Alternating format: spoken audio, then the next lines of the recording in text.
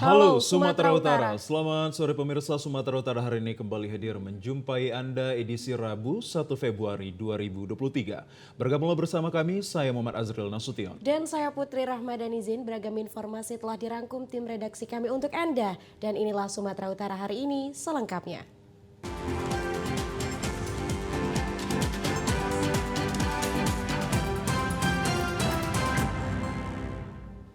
Pemirsa, di informasi yang pertama, pimpin rapat persiapan kejuaraan internasional F1 Powerboat, Gubernur Edi Rahmayadi tekankan sukses penyelenggaraan selaku tuan rumah, sukses ekonomi pariwisata, serta sukses administrasi.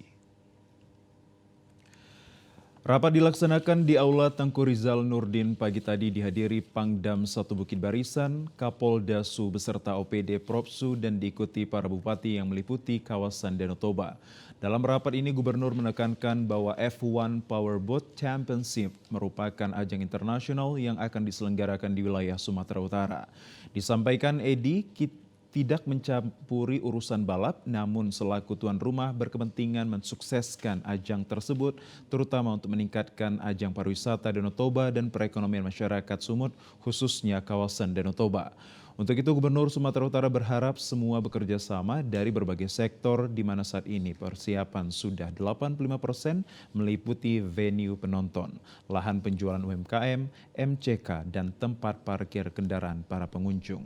Terkhusus untuk kabupaten, kota, Gubsu meminta peran serta mengambil bagian di event akbar ini, baik tim kesenian maupun UMKM di ajang tersebut.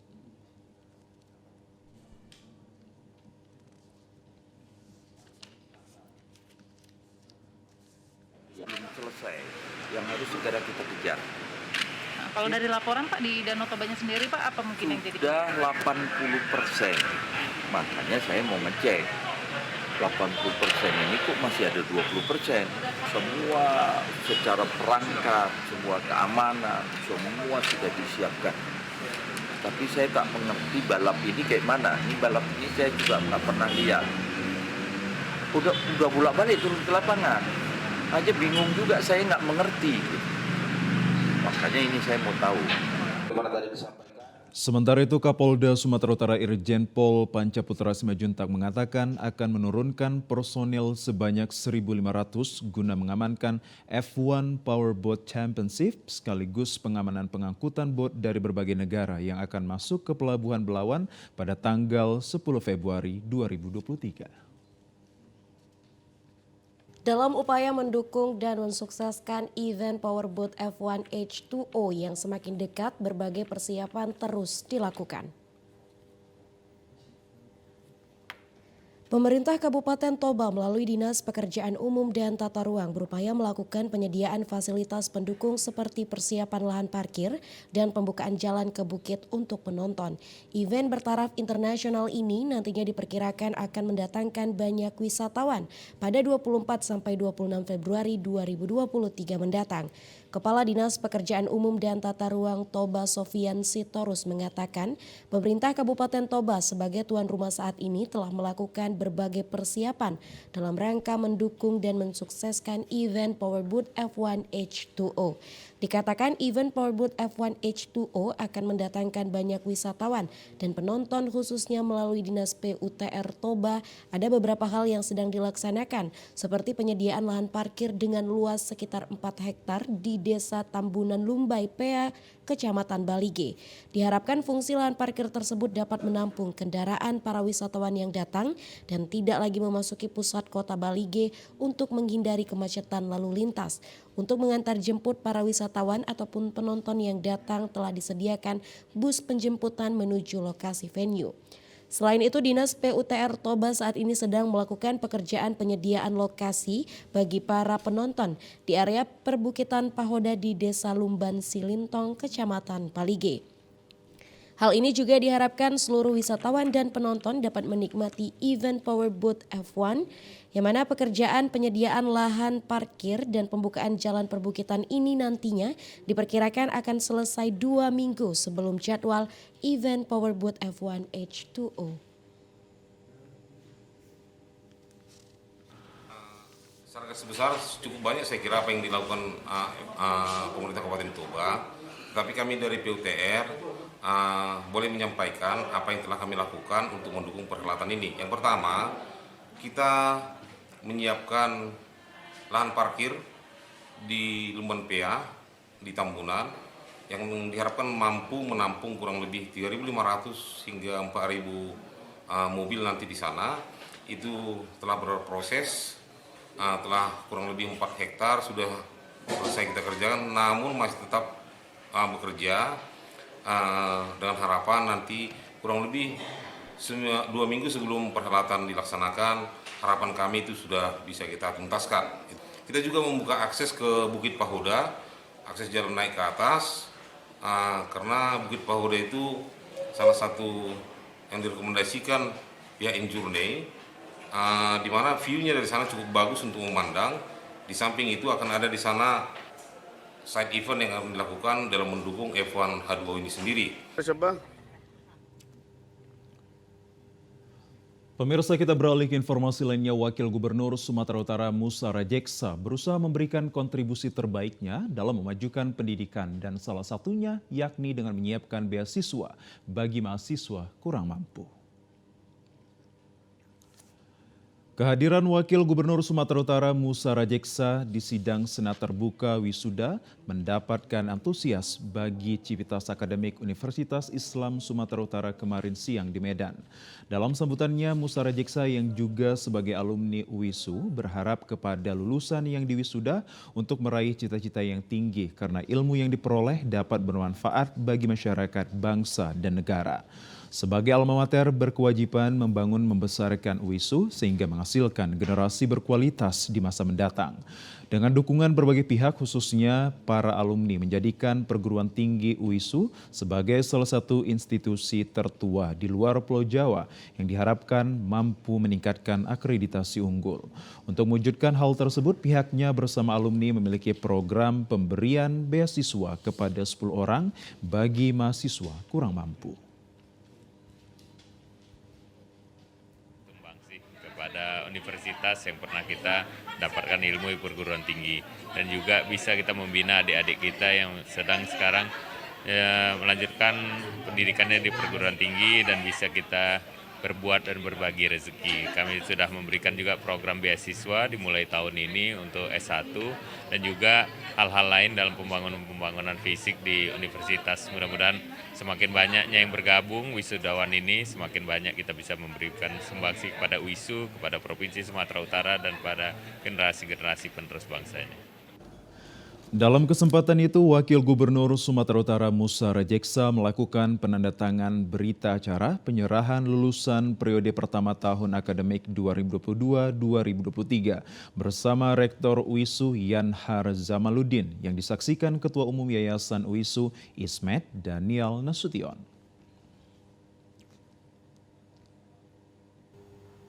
Ya pemirsa, beragam informasi lainnya akan kami hadirkan sesaat lagi. Kami akan segera kembali untuk Anda.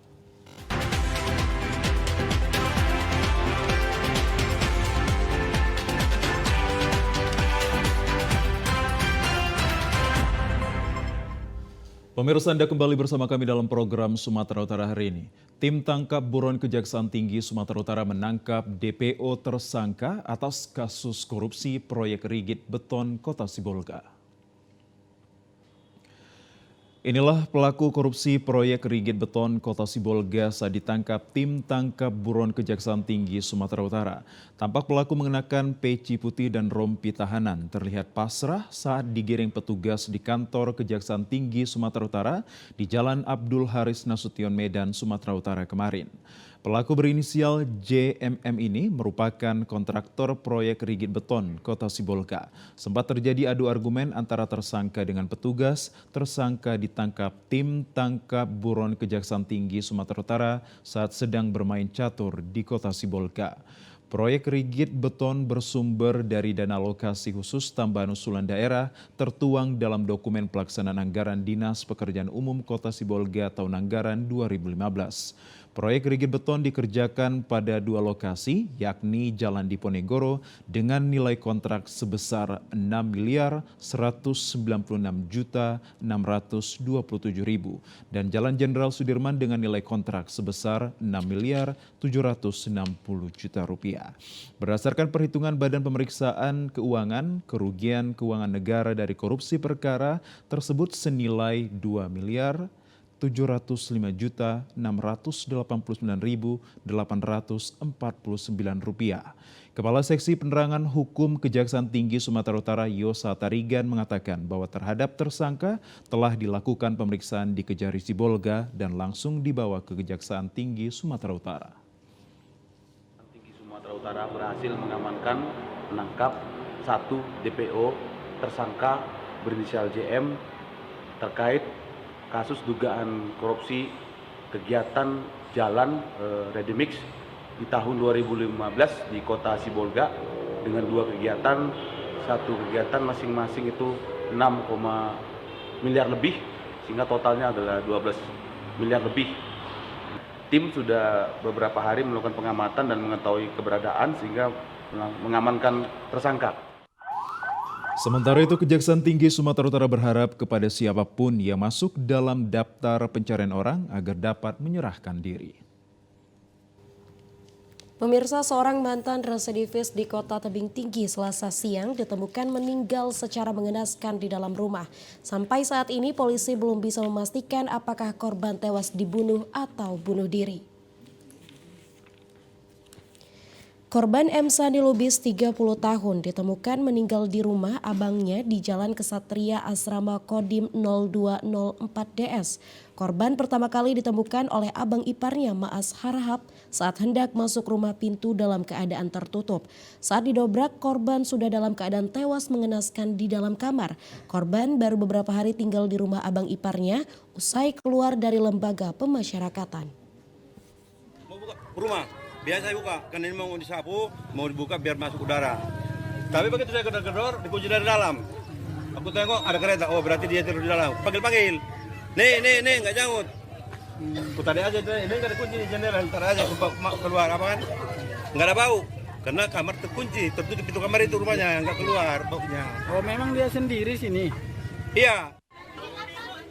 Kapolsek Padang Hilir membenarkan adanya penemuan mayat seorang pria yang ditemukan tewas dalam kamarnya dengan kondisi dipenuhi darah. Namun apa penyebab kematiannya masih dalam penyelidikan. Laki-laki sudah ditemukan di dalam kamar dalam keadaan telanjang dan sudah membusuk. Kita lihat ada sekitar bantal, ada mengeluarkan darah.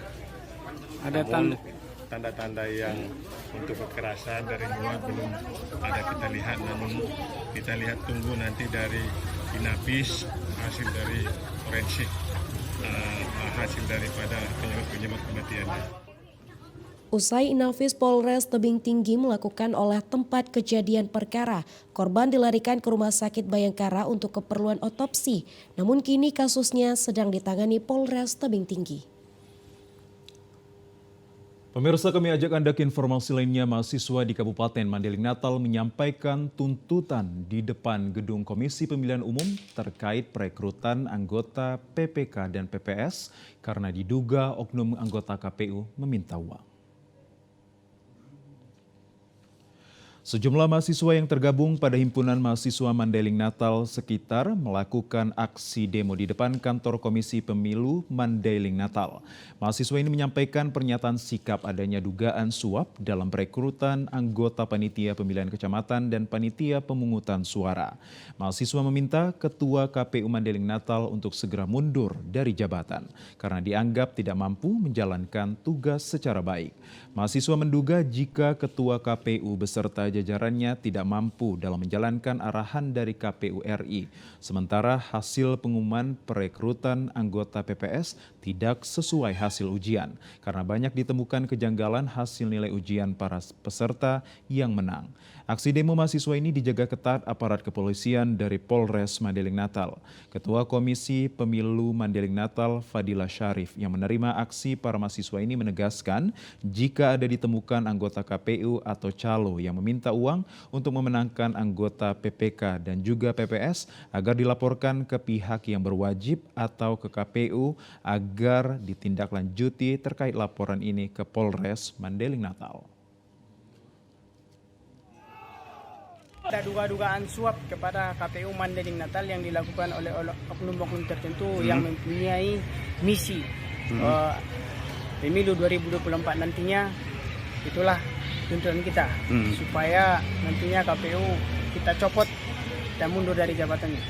Madinah sudah menyampaikan dan membuat himbauan di media sosial maupun di grup-grup yang ada di Kabupaten Mandailing Natal, baik grup Star News FM, Moga News, kemudian Madinah Post, semua sudah kita sampaikan kepada masyarakat dalam bentuk himbauan agar tidak berurusan dengan calo. Pun demikian, kalaupun ada seandainya adik-adik yang mengetahui orang-orang yang menjanjikan kepada calon PPK, PPS untuk bisa memenangkan dengan catatan membayar uang dan lain-lain, silakan sampaikan kepada yang bersangkutan untuk melaporkan atau membuat pengaduan ke Polres Mandailing Natal.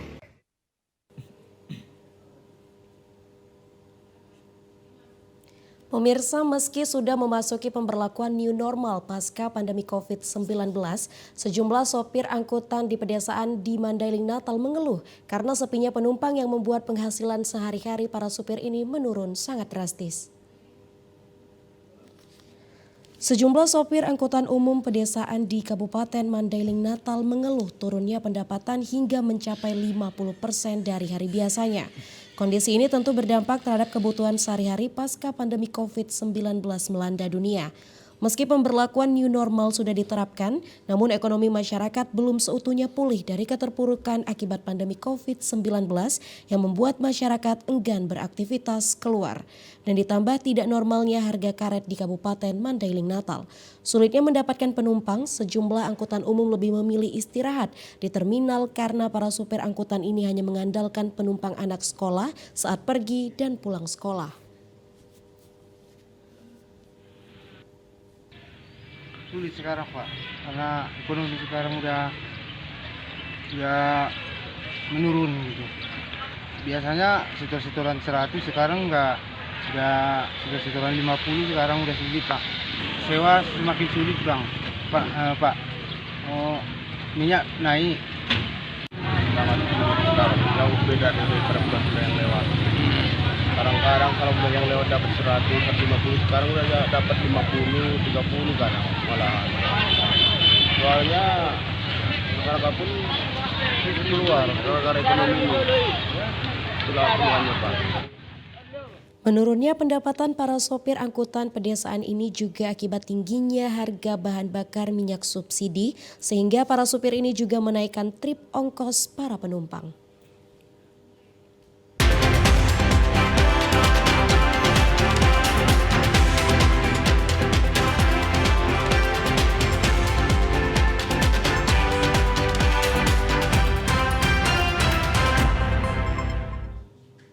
Ya, pemirsa, dari Kabupaten Nias Utara, petani asal desa Umbu Balodano, Kabupaten Nias Utara mengeluhkan karena hasil panen padi mereka menurun akibat diserang hama. Setelah 4 bulan sejak masa tanam, kini padi sawah milik petani di perkampungan Huno Sihareo, Desa Umbu Balodano, Kecamatan Sitoluori, Kabupaten Nias Utara akan memasuki masa panen. Meskipun padi masih belum menguning secara merata, pada tersebut petani mulai melakukan panen karena padi di beberapa peta sawah alami kerusakan akibat diserang hama tanaman padi.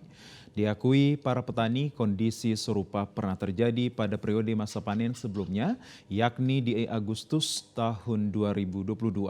Akibatnya hasil produksi tani khususnya gabah yang dihasilkan menurun dari 70 ngasoe kini turun ke 40 ngasoe, yakni satuan volume di Nias setara dengan satuan ton. Bahkan terdapat petani yang semula menghasilkan 10 ngasoe kini turun 50% hasil panennya. Lebih jauh, petani menuturkan lahan persawahan mereka kerap direndam banjir pada musim penghujan, terutama pada masa panen, dan hal ini menjadi ancaman tersendiri dan mempengaruhi pertumbuhan tanaman padi termasuk mendatangkan penyakit berupa hama penggerek batang. Selain itu, beberapa petani juga menyebutkan tidak mendapatkan pembagian pupuk bersubsidi. Mungkinlah ada hasilnya, tapi sekarang kalau sekitar 1 hektar bisa mencapai 70 soe, tapi sekarang mengurangi hanya sampai 30-40 soe aja. Perawatan kami petani di sini, kami berusaha membeli obat-obat, tapi hasilnya tidak memuaskan. Tapi kami harapkan kepada pemerintah kalau bisalah bantu kami petani yang kecil ini. Hasil panen kami sekarang kurang memuaskan. Kenapa, Bu? Karena banjir selalu ada di sawah kami. Begitu pupuk juga belum pernah kami dapatkan. Minimnya hasil panen para petani sawah seperti ini belum mengimbangi biaya tambahan yang telah mereka keluarkan secara mandiri, termasuk sewa lahan kepada tuan tanah di daerahnya. Pemirsa, pasar rakyat merupakan salah satu wujud aplikasi ekonomi kekayaan yang paling mendasar sebagai tempat transaksi ekonomi yang dilakukan oleh rakyat. Pasar tradisional merupakan basis ekonomi rakyat yang memiliki potensi besar dan mampu menggerakkan roda perekonomian. Dalam kondisi saat ini, pasar tradisional terbukti tetap bertahan dan mampu melayani kebutuhan dan memberikan pelayanan kepada masyarakat luas, baik kalangan menengah ke bawah maupun menengah ke atas. Dalam rangka penataan pasar tradisional secara umum, pemerintah sudah memiliki payung hukum yang tertuang dalam Peraturan Presiden Nomor 112 Tahun 2007 tentang penataan dan pembinaan pasar tradisional. Seperti pasar tradisional Bonatua Lunasi, Kecamatan Bonatua Lunasi, Kabupaten Toba, pasar tradisional tersebut terlalu sempit dan kecil untuk warga dan para pedagang bertransaksi. Salah seorang pembeli, Maria Sirait, mengatakan warga Bonatua Lunasi tidak memiliki pilihan lain yang terdekat untuk berbelanja di pasar rakyat Lumban Lobu ini meski kondisinya sempit dan kurang memadai. Pemerintah lebih memperhatikan lagi tentang kondisi pasar rakyat ini agar lebih layak untuk digunakan oleh warga. Hendaknya pemerintah dapat membangun pasar tradisional rakyat yang layak agar warga nyaman untuk melakukan transaksi jual beli. Salah seorang pedagang junior, Sitorus, berharap agar pemerintah dapat memberikan perhatiannya kepada para pedagang tradisional dengan memberikan tempat yang lebih layak lagi. Saat ini sih kayaknya standar sih masih ya, belum nggak naik banget, nggak turun juga, standar lah, masih normal seperti biasa. Ini mungkin agak sempit karena jalan ya, karena jalan kan ini pakai. Tapi kalau untuk yang termasuk kecil sebenarnya udah cukup lah, bisa sih diperhatikan lah seperti ini kondisinya kan, biar kan ini sekolah ya kan, jadi kalau bisa ada tempat khusus biar bebas orang lewat kan sambil lihat-lihat gitu. Tolonglah diperhatikan pemerintah ini. Apalagi kami yang di pasar ini, Pak.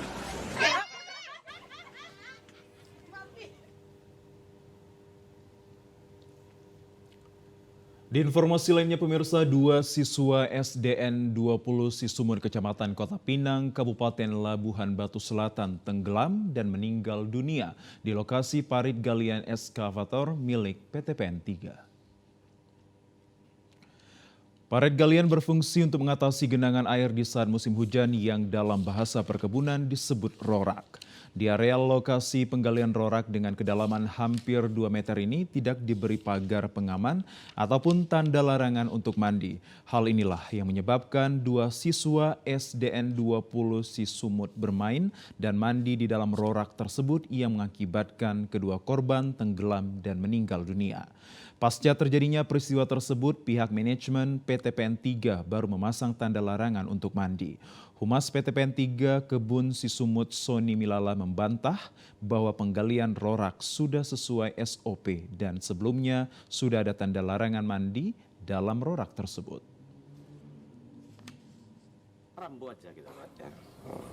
Karena itu juga sebenarnya hanya karena ada air hujan sih, bukan ada air mengalir.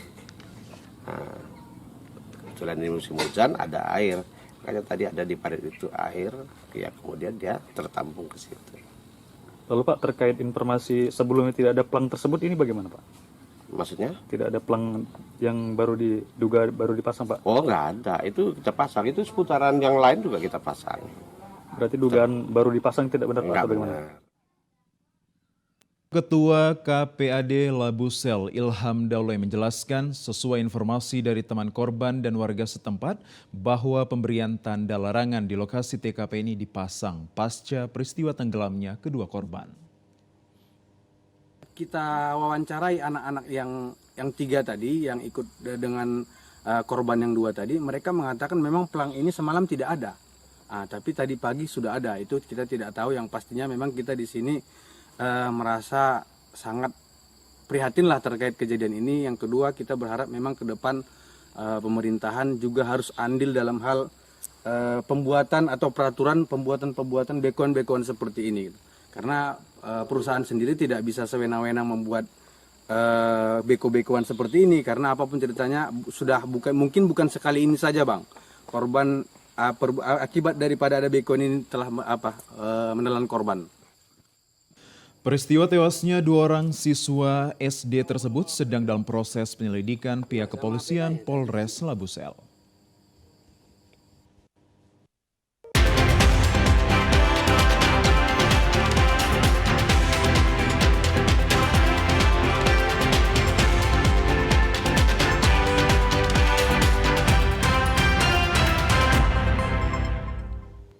Terima kasih Anda masih bersama kami. Pemirsa, kursi berbahan dasar bambu tahun ini mulai mengalami penurunan omset.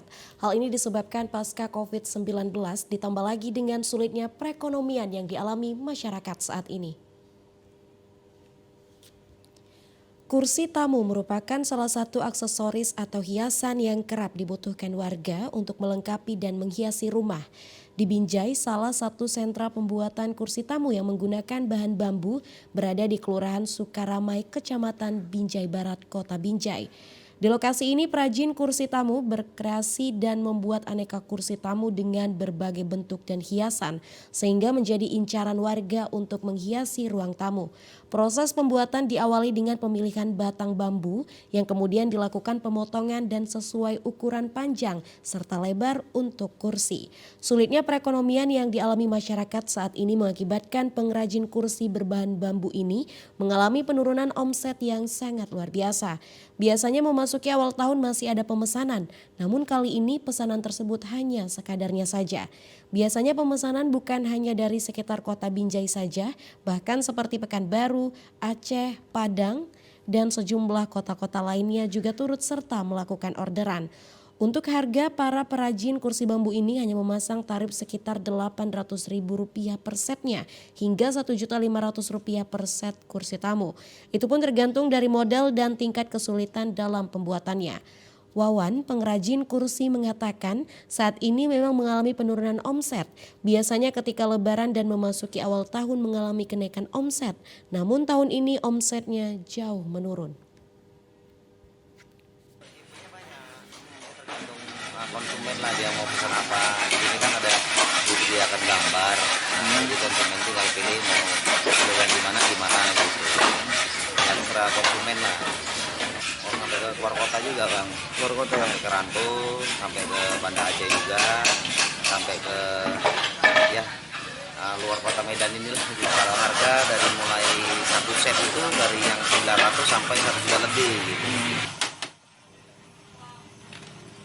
Ya, pemirsa, tahukah Anda bahwa ruang terbuka hijau atau yang dikenal RTH berfungsi sebagai paru-paru kota dikarenakan seluruh tumbuhan yang ada pada RTH tersebut dapat menyerap karbon dioksida yang menghasilkan oksigen sekaligus dapat menurunkan suhu. Bagaimana saat ini ketersediaan dan kondisi RTH yang ada di Kota Medan, Sumatera Utara? Kita akan terhubung dengan reporter Widya Utami Putri.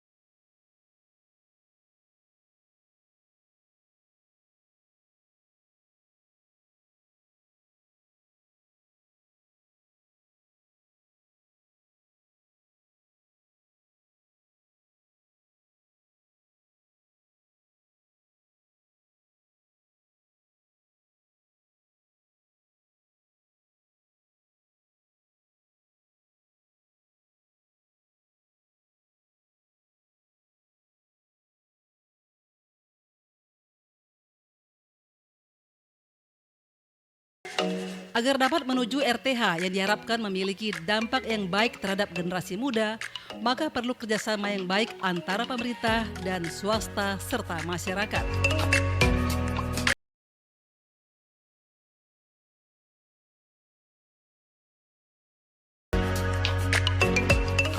Secara undang-undang kita masih kekurangan 15% dari jumlah besar Kota Medan dan penduduk. Nah, fungsi RTH ini kita harapkan ke depan itu bisa menjadi interaksi sosial yang baik, regenerasi generasi bangsa depan kita, sehingga bisa menjadi pusat-pusat informasi, interaksi sosial ataupun ekspo keseragaman budaya, ekonomi, dan sosial Kota Medan ke depannya. Dan harusnya pemerintah lebih memberikan perhatian lagi dan mengelola RTH-RTH yang ada itu secara maksimal dan efisien. Warga sebagai pengguna RTH mengaku keberadaan RTH sangat bermanfaat untuk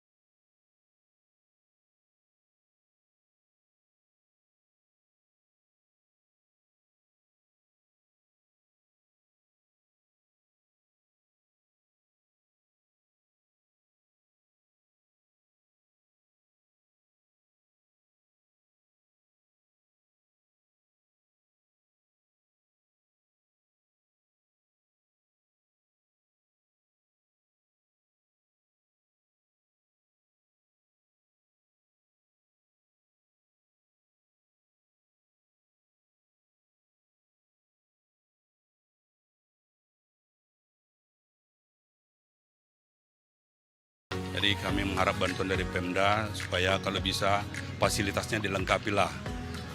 Jadi terutama kebersihannya banyak tidak ada kesadaran bagi masyarakat di sini membuang sampah sembarangan. Kasihan lihat pekerja ini tiap pagi membersihkan sampah-sampah yang terbuang di sembarangan tempat.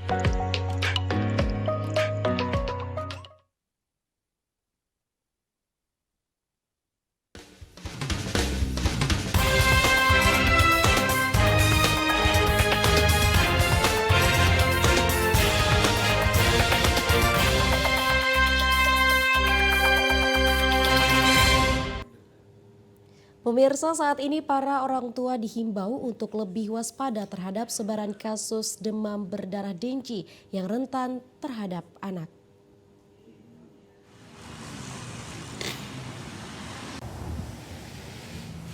Peralihan musim pancaroba rawan menyebabkan potensi perkembangbiakan nyamuk Aedes aegypti, terlebih di wilayah perkotaan yang padat penduduk dan mobilitasnya tinggi, seperti di kota Palembang. Sepanjang tahun 2022, kasus demam berdarah Dengue atau DBD di kota Palembang tercatat mencapai 904 kasus, atau tertinggi dibandingkan 17 kabupaten kota lain di Sumatera Selatan. Dan sebagian besar diderita oleh anak-anak usia 5 hingga 14 tahun. Dari data Puskesmas 5 Ilir Palembang, di tahun 2022 setidaknya 14 kasus DBD tercatat terjadi di Puskesmas ini. Menurut Kepala Puskesmas 5 Ilir Palembang, Dr. Irma Wijaya Kusuma, faktor yang menyebabkan kasus DBD rentan terjadi pada anak adalah lingkungan yang kurang bersih. Jadi sepanjang musim penghujan di bulan sampai Desember 2022 ada 14 warga yang melaporkan terkena DBD, dan itu sudah langsung kita koordinasikan dengan Dinas Kesehatan dan dilakukan fogging ke tempat-tempat warga yang terkena DBD. Untuk bulan Januari sampai dengan hari ini belum ada laporan warga yang terkena DBD. Yang kena DBD itu rentan usia berapa tuh, Dok? Mulai dari anak-anak sampai orang tua yang kena. Kebanyakan? Kebanyakan kalau kemarin itu banyak anak-anak. Mungkin dari sekolah juga. Dalam mengantisipasi sebaran kasus demam berdarah Dengue, diharapkan warga terus menjaga kebersihan lingkungan. Afifah Sari, TVRI Sumsel melaporkan. Sementara itu pemirsa, di informasi lainnya, Dinas Pendidikan Kota Palembang meminta pihak sekolah untuk memperketat keamanan untuk mengantisipasi kasus penculikan anak-anak. Isu penculikan anak Sekolah Dasar Negeri 239 di Kota Palembang telah beredar di masyarakat sejak 1 pekan lalu. Kapolrestabes Kota Palembang memastikan informasi penculikan pada anak sekolah dasar ini tidak benar atau hoax. Hal ini dikarenakan belum ada laporan hingga saat ini. Meski demikian, Kepala Dinas Pendidikan Kota Palembang, Ansori, meminta kepada sekolah, terutama PAUD dan SD, untuk meningkatkan keamanan di sekolah, terutama saat pulang sekolah, sebagai bentuk antisipasi kasus penculikan pada anak. Selain itu, ia juga meminta wali murid untuk aktif menjalin komunikasi dengan anak dan pihak sekolah guna memastikan keamanan siswa. Tentunya menjaga keamanan lingkungan sekolah dan juga dipastikan anak-anak didiknya itu ada di setiap lingkungan sekolah, terutama saat pulang. Di saat pulang, kami minta dengan para petugas keamanan ini untuk menertibkan dan memastikan yang menjemputnya itu dari orang tua dan kepada orang tuanya juga. Ini kami himbau untuk selalu menjaga dan berkomunikasi dengan baik kepada anak-anak yang bersangkutan. Isu penculikan anak ini pertama kali beredar di masyarakat lewat pesan.